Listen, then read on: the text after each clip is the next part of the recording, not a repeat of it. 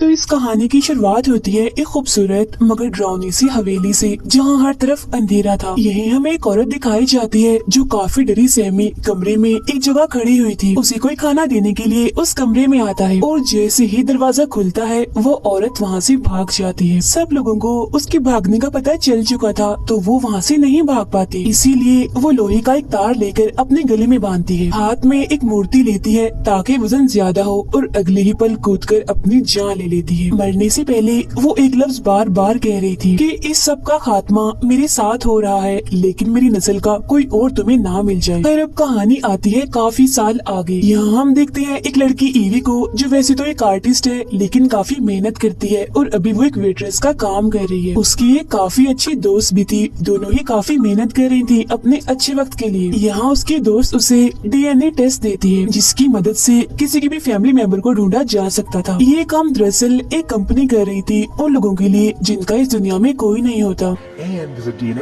Company उस इंसान का DNA लेकर उसके रिश्तेदार को इस पूरी दुनिया में ढूंढती है। घर आने के बाद ईवी मिट्टी के बर्तन बनाने लगती है क्योंकि ये उसका शौक था, मगर उसका इसमें ध्यान नहीं होता। वो अपने माँ बाप की तस्वीरें देखकर उन्हें याद कर रही थी, बार बार उनकी वॉइस मैसेज सुन रही थी, क्योंकि काफी सालों पहले उसके माँ बाप की मौत हो गई है, तभी से वो अकेली है। इसीलिए वो उस DNA को देने का सोचती है, इस उम्मीद में कि शायद इस दुनिया में मेरा कोई अपना मिल जाए और कंपनी उसे ढूंढ ले। तो अगले दिन वो अपना DNA सैंपल देती है। कुछ ही देर में रिजल्ट भी आ जाता है, जिससे उसे पता चलता है कि उसकी फैमिली इंग्लैंड से थी। DNA वाली कंपनी ने उसके कजन को खोज निकाला था, जो इस वक्त इंग्लैंड में ही था। ये जानकर ईवी को काफी हैरानी होती है। इस बारे में वो अपनी दोस्त को भी बताती है। अब ईवी के साथ साथ ये मैसेज उसके कजन को भी मिलता है कि उसकी ईवी नाम की कोई कजन है, इसीलिए वो इसे मैसेज करता है और चाय कॉफी पर बुलाता है। ये देखकर ईवी काफी खुश हो जाती है, क्योंकि वो तो पहले ही अकेली थी, फैमिली की कमी उसे बहुत महसूस हो रही थी। लेकिन यहाँ उसकी दोस्त उसे समझाती है कि किसी पर भरोसा मत करो, ऐसे मुझे तो ये DNA वाली कंपनी ही फ्रॉड लगती है।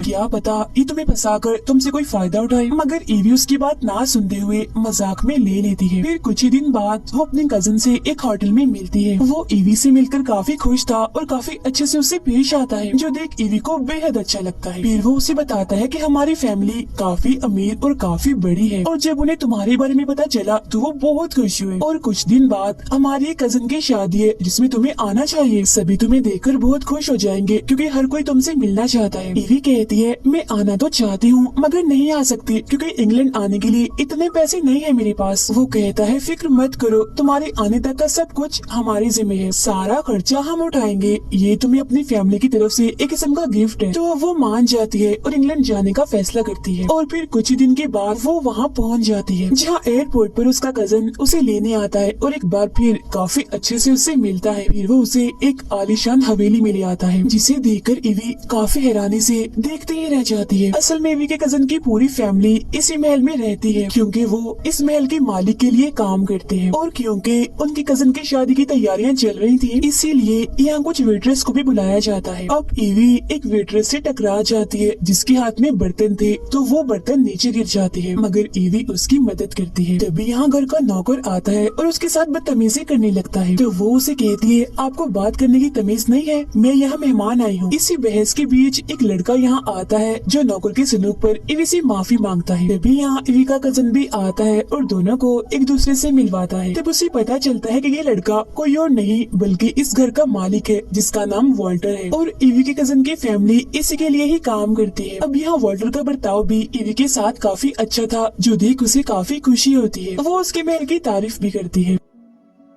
फिर वो नौकर ईवी का सामान लेता है और महल के अंदर ले जाता है। हम देखते हैं कि महल सिर्फ बाहर से ही नहीं बल्कि अंदर से भी बेहद खूबसूरत।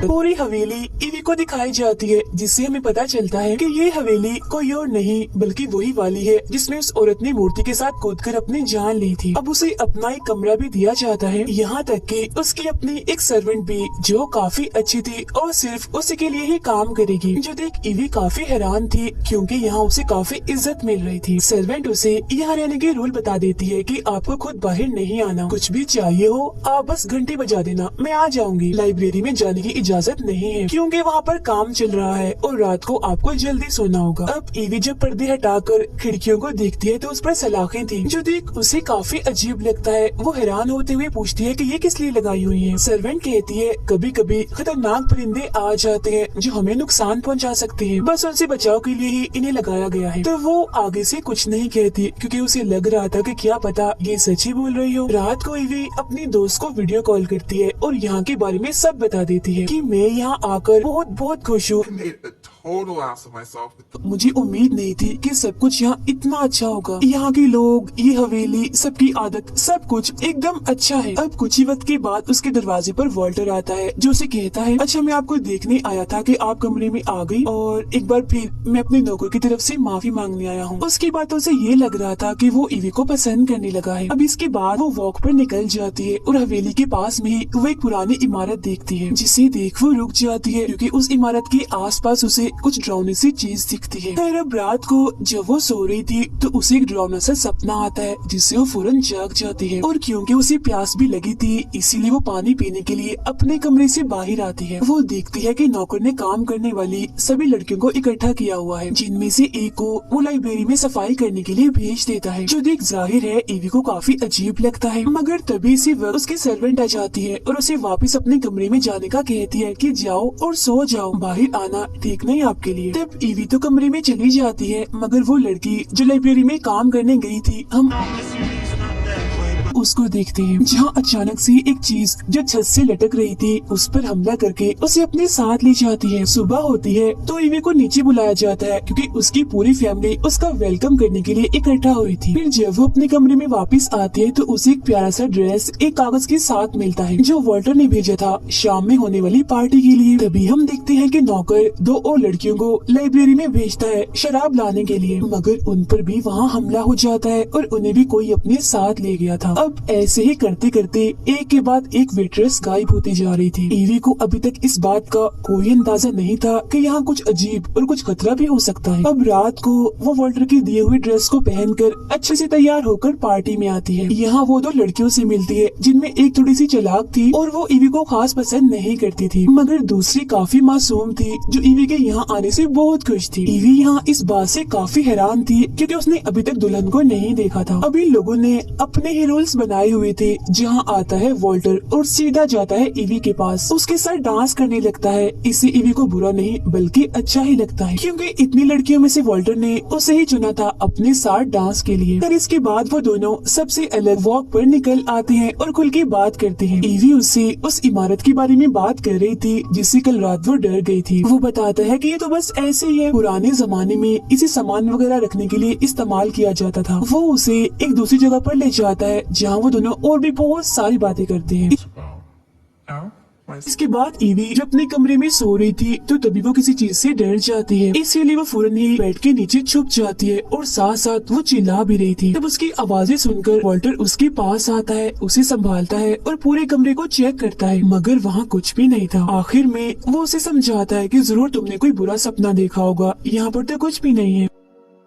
अब वॉल्टर के साथ ईवी खुद को काफी महसूस समझ रही थी, इसीलिए वो उसे कहती है जब तक मुझे नींद न आए तो मेरे साथ मेरे कमरे में ही रहो। तो वो उसकी बात मान लेता है। सुबह जब ईवी की आंख खुलती है तो वो अपने पास एक खत देखती है जो वॉल्टर का था। उसने लिखा था मैं जा रहा हूँ लेकिन तुम्हारी नींद खराब ना हो तो मैंने तुम्हें नहीं जगाया। फिर वो दोनों लड़कियाँ जो पार्टी में ईवी से मिली थी वो यहाँ पर आती है और उसे तैयार करने के लिए अपने साथ ले जाती है। फिर जब ईवी के नाखून काटे जा रहे थे तो उसकी एक उंगली जख्मी हो जाती है और खून निकलने लगता है। उस खून को देखकर वो लड़की खुद को रोक नहीं पाती और उसका खून पीने लगती है। ये सब ईवी को बहुत अजीब लगता है तो वो गुस्से में यहाँ से चली जाती है। तो अब यहाँ ईवी को महसूस होने लगता है कि यहाँ के लोग काफी अजीब हैं और यहाँ कोई गड़बड़ भी है, इसीलिए वो ये फैसला करती है कि जहाँ मुझे जाने से मना किया हुआ है मैं वहीं जाऊंगी, यानी उस लाइब्रेरी में। जब वो अंदर जाती है तो उसे टेबल पर अपनी सारी डिटेल्स इंफॉर्मेशन मिलती है जो किसी और ने नहीं, वॉल्टर ने ही निकाली थी। ये देख उसे बहुत ही बुरा लगता है और वो यहाँ से चली जाती है और अपना सामान बांधने लगती है। तो वॉल्टर उसके पास आता है, माफी मांगते हुए उसे समझाता है कि मैंने तुम्हारी डिटेल्स इसलिए निकलवाई क्योंकि मुझे अपनी जान और पैसे की परवाह है। Wanted you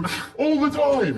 मैं ये जानना चाह रहा था कि कहीं तुम पैसों के लालच में तो यहाँ नहीं आ रही। तुम्हारे कजिन ने जब मुझे बताया कि तुम यहाँ आ रही हो तो मुझे ऐसा करना ही पड़ा। बाकी मैं सच में तुम्हें जानना चाहता हूँ और तुम ऐसे फजूल में मुझ पर शक कर रही हो। तो अब यहाँ एक बार फिर ईवी फंस गई थी, मगर अब ज्यादा, क्योंकि वो वॉल्टर को पसंद करने लगी थी। अब रात के वक्त आलीशान तरीके से खाना खाया जा रहा था। सब लोग अच्छे से तैयार होकर बैठे हुए थे और ईवी को भी खूबसूरत सा ड्रेस दिया जाता है जिसे पहनकर वो आती है और वॉल्टर के साथ बैठ जाती है। अब यहाँ वॉल्टर उठता है और सभी को कहता है कि आप सबका शुक्रिया जो आप इतने अरसे से मेरे साथ हैं और मेरी खिदमत कर रहे हैं। फिर बातों ही बातों में जब वो ये ऐलान करता है कि मैं ईवी से शादी करने वाला हूँ तो ईवी को काफी अजीब लगता है। मगर अब यहाँ वॉल्टर की बातें और वहाँ की चीजें और अजीब होने लगती हैं। उनका नौकर एक वेट्रेस का गला काट कर खून को एक बर्तन में भर लेता है। ये देखकर तो ईवी के होश उड़ जाते हैं, वो काफी डर जाती है। अब यहाँ वॉल्टर कहता है कि सदियों से तुम मेरी खिदमत करते आ रहे हो। तुम लोगों ने मुझे 3 बीवियाँ देनी थी, जिनमें से 2 तो मेरे पास हैं और तीसरी ईवी के साथ शादी करने से पूरी हो जाएंगी। और हम सब जानते ही हैं कि 3 नंबर बहुत ही खास और ताकतवर होता है, जिससे मैं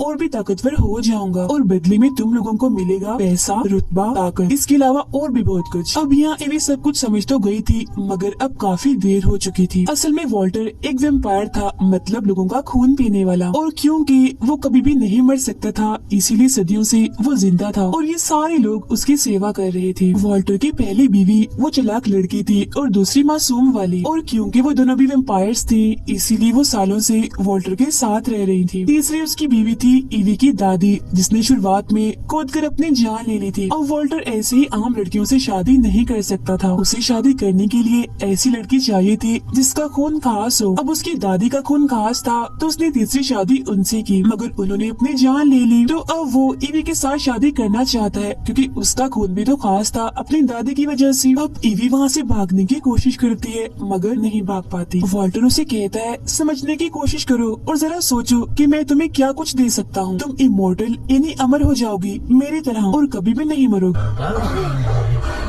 और तो और तुम्हारे अंदर 100 मर्दों जितनी ताकत आ जाएगी और कभी भी बीमार नहीं पड़ोगी। तुम्हारे पास ऐश वाली जिंदगी की हर चीज होगी, जैसे दौलत, ताकत। फिर अब ईवी को पकड़कर तय खाने में बंद कर दिया जाता है, जिसके साथ वॉल्टर की दोनों बीवियां यानी वो चालाक और मासूम लड़कियां भी आती हैं। अब यहाँ वॉल्टर और उसकी दोनों बीवियां ही वेम्पायर्स थी, बाकी सब इंसान थे और वो इनकी सेवा कुछ यूँ भी करते थे कि इनके पीने के लिए खून लाते थे, क्योंकि यही वेम्पायर्स का खाना होता है। वॉल्टर की दोनों वेम्पायर बीवियां ईवी को समझाती हैं कि हम भी इस सब से गुजर चुकी हैं। एक बार जब वॉल्टर तुम्हें अपना खून पीने के लिए देगा तो तुम बहुत ताकतवर महसूस करोगी। तुम इतनी खुश होगी कि अपनी पिछली जिंदगी ही भूल जाओगी और वक्त के साथ साथ फिर तुम वेम्पायर वाली जिंदगी की आदी हो जाओगी।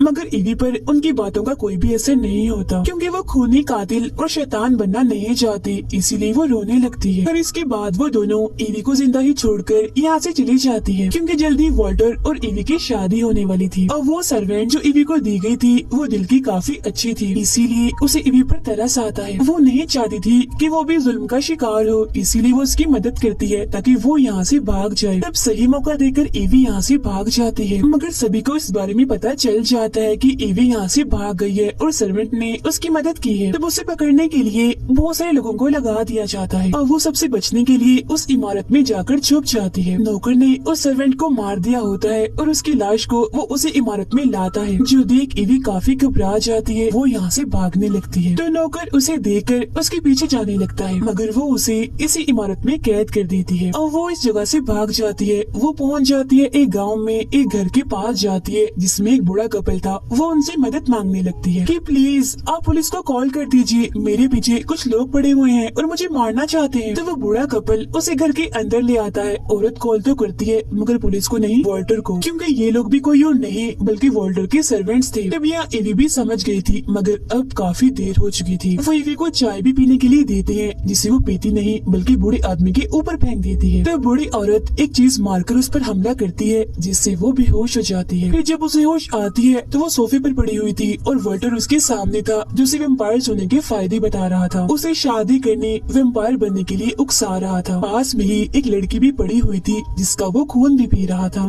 People are so underrated and पर अब जैसे तैसे वो उसे शादी के लिए मना ही लेता है। फिर शादी के वक्त जब वॉल्टर उसे अपना हाथ काट कर खून पीने के लिए देता है तो इवी फौरन ही उसे पी लेती है। अब उसकी तरह वॉल्टर को भी उसका खून पीना था ताकि उसकी तीसरी शादी का प्रोसेस पूरा हो और वो सबसे ताकतवर बन जाए। अब क्योंकि इवी ने उसका खून पी लिया था इसीलिए वो काफी ताकतवर बन जाती है, मगर वो उसे अपना खून नहीं पिलाती बल्कि वहाँ आग लगा देती है। अब ये देखकर वहाँ आए सारे इंसान घबरा जाते हैं और यहाँ से भाग जाते हैं। वॉल्टर इवी को रोकने आगे बढ़ता है तो वो आग में से एक मोटा सा हथियार उठाती है और उसे वॉल्टर के सीने में दे मारती है, जिससे अब वो कमजोर होने लगता है। इसके बाद इवी भी यहाँ से भागने लगती है, मगर वॉल्टर की वो चालाक वाली वाइफ उसे पकड़कर लड़ने लगती है और कहती है, बेवकूफ लड़की, तुम्हें क्या लगता है तुम हजारों साल पुराने असूल तोड़ दोगी? भूल है तुम्हारी और तुम वॉल्टर को ऐसे ही नहीं मार सकती। ओके, हम उसे बचाने के लिए हर मुमकिन कोशिश करेंगे क्योंकि अगर वो मर गया तो हम भी मारे जाएंगे। इसके बाद वो दोबारा से उससे लड़ने लगती है और बस इवी को मारने ही वाली थी, मगर तभी यहाँ वॉल्टर की दूसरी मासूम वाली बीवी भी आ जाती है और क्योंकि वो शैतानी जिंदगी से तंग आ गई थी इसीलिए वो वॉल्टर की बीवी पर ही हमला कर देती है। दोनों ही एक दूसरे से लड़ती हैं और आखिरकार दोनों